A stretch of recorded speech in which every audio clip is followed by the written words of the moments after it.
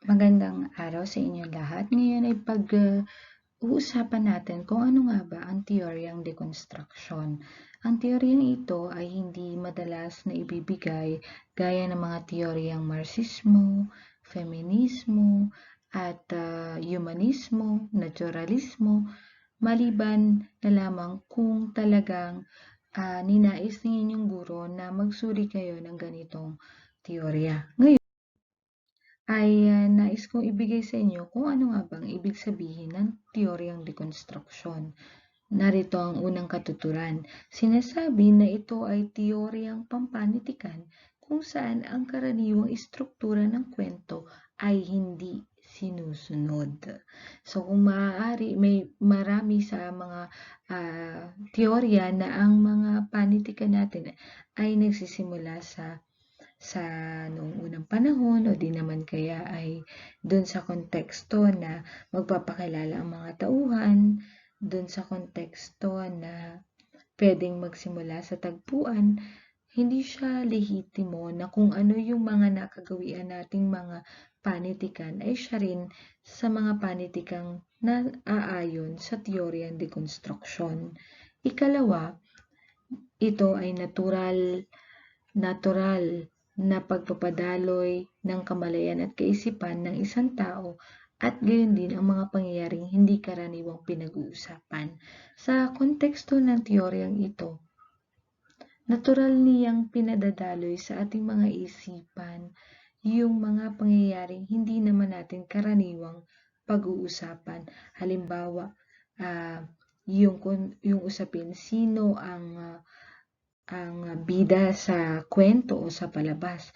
Hindi natin yun binibigyan ng pansin, kundi natural lang yung pagdaloy nito sa atin. Even yung sino nga ba talaga ang pumatay sa ama doon sa palabas na The Good Son, di ba? Mayroong mga pangyayaring hindi karaniwan at kusang lumalabas sa isip natin, hala, sino nga ba talaga? So, napapaisip tayo sa mga puntong yon.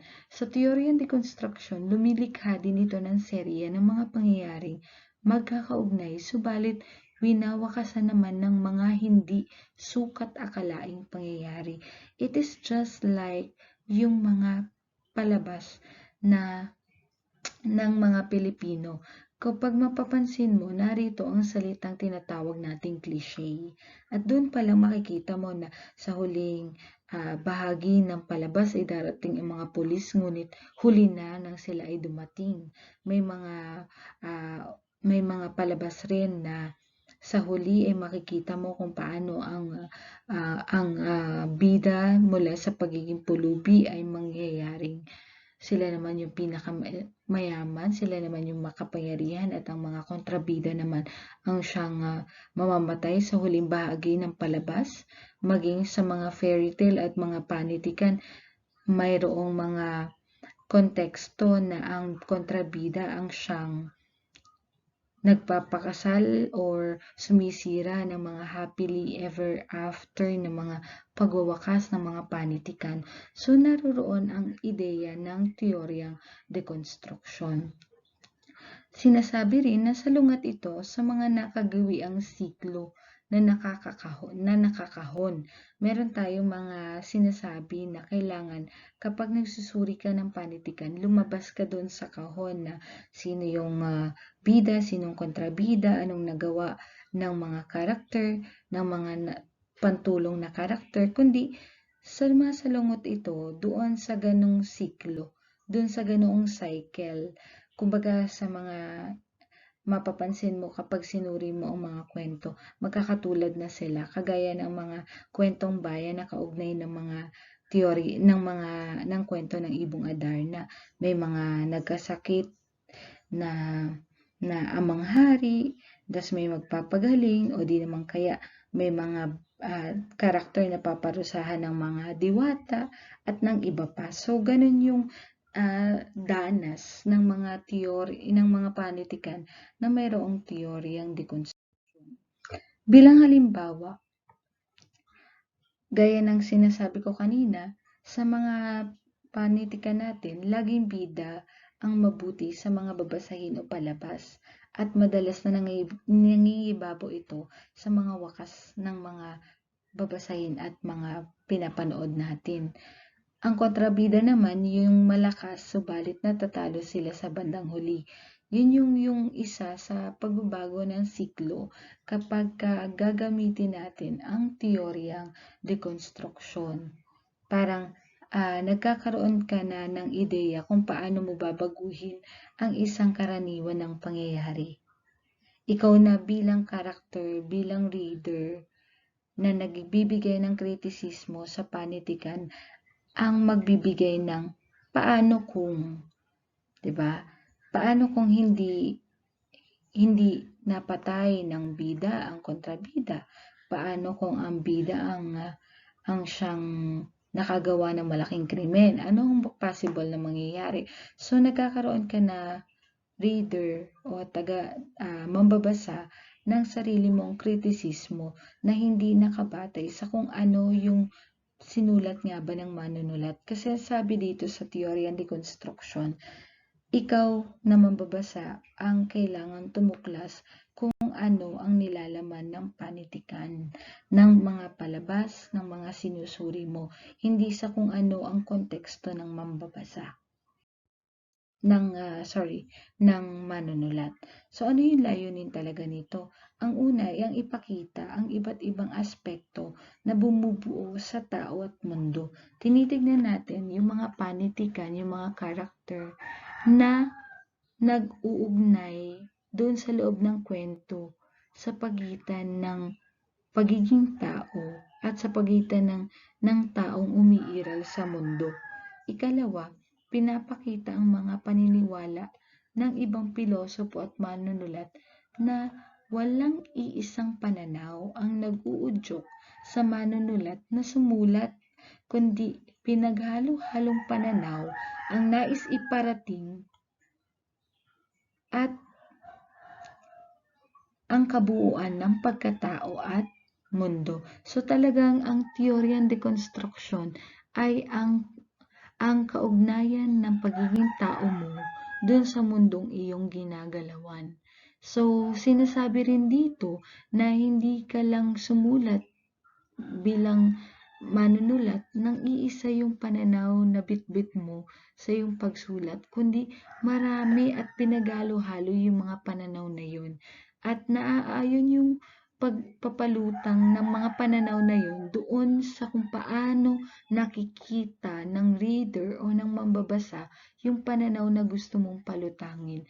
Ngunit nasa kanila na yun kung paano nila makikita yung pananaw na yun. Wala sa kung paano nakita ng mambabasa yung ano ba talaga ang tinutungo ng manunulat, kundi kung ano ang nakikita ng reader mismo sa kanilang mga sinusuri. Ayon kay Derrida J. 1930 o 1930, siya bilang isang pilosopong Pranses ay nagsabi na ang tradisyonal daw na paraan ng pagbabasa ay nagbibigay ng maraming maling pag-aakala sa ibig sabihin ng teksto. Bilang isang guro, maraming estratehiya kung paano mo matututunan ang nilalaman ng isang panitikan.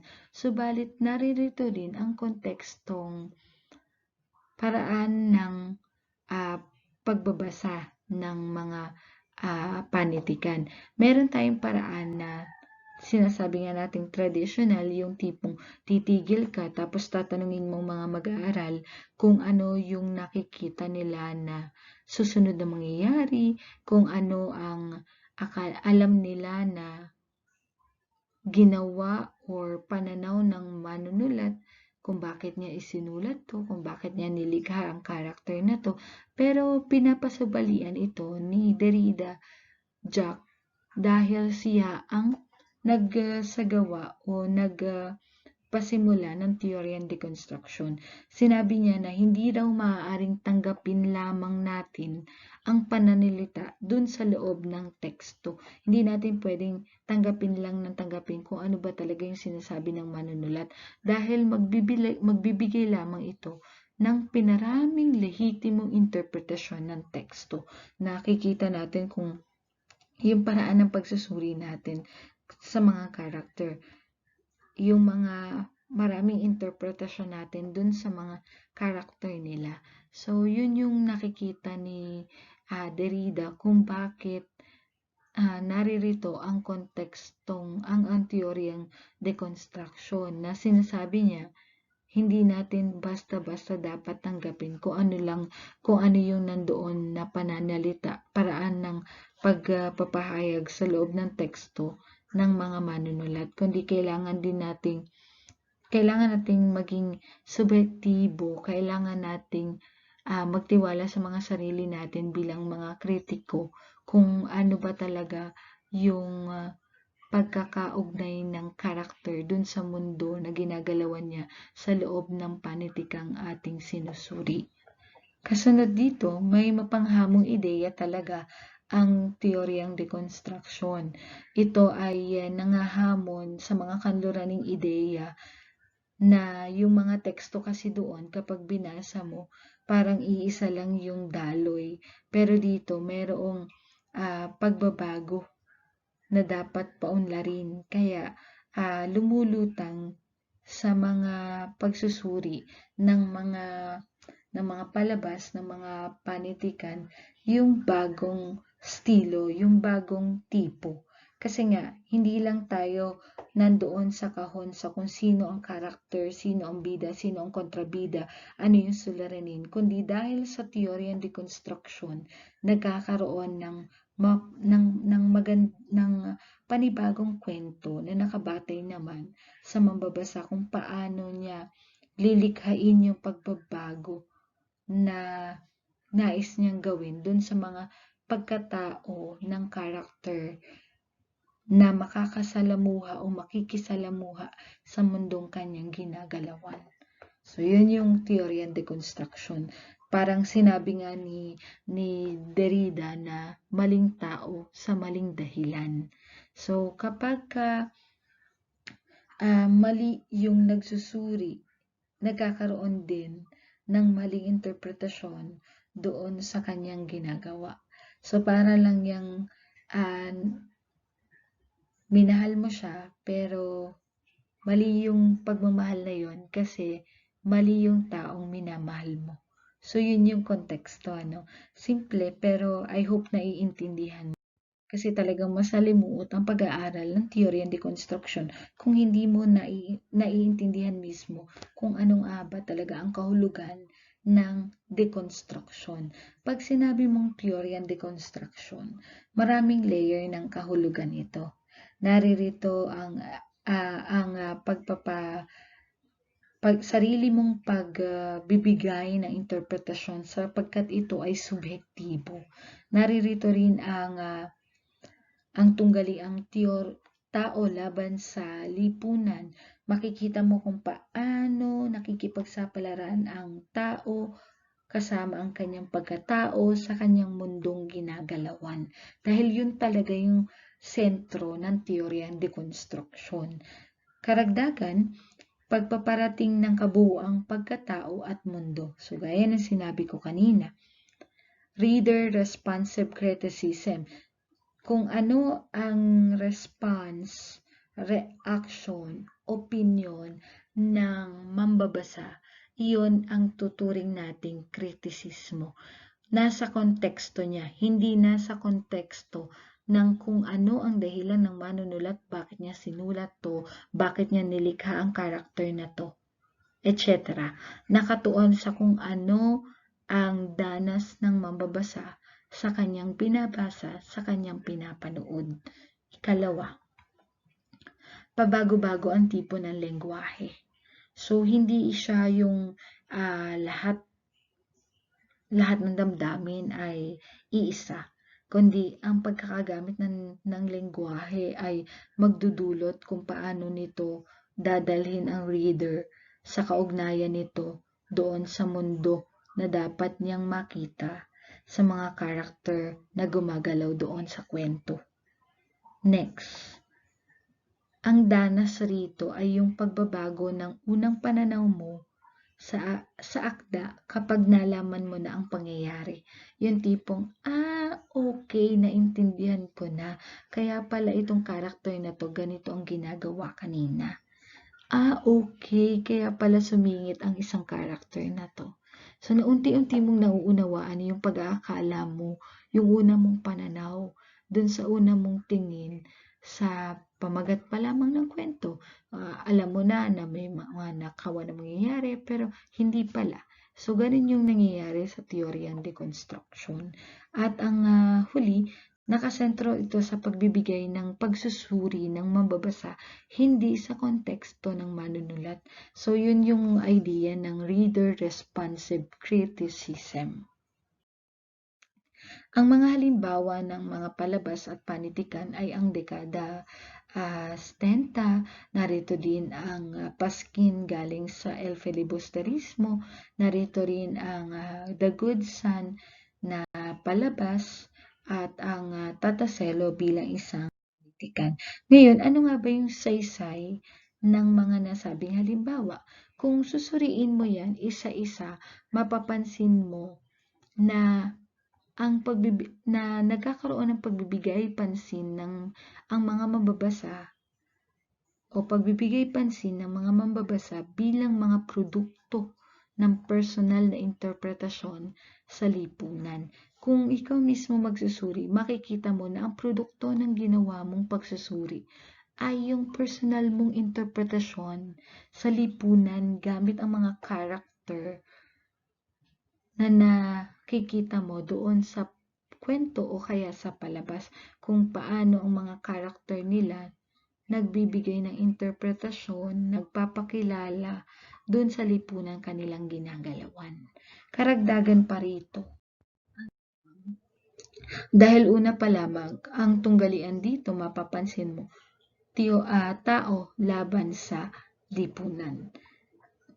Ang pakikibaka ng mga babae, ng mga nakakulong na babae sa tradisyonal na pamumuhay at sa pagnanais na makamit ang kalayaan.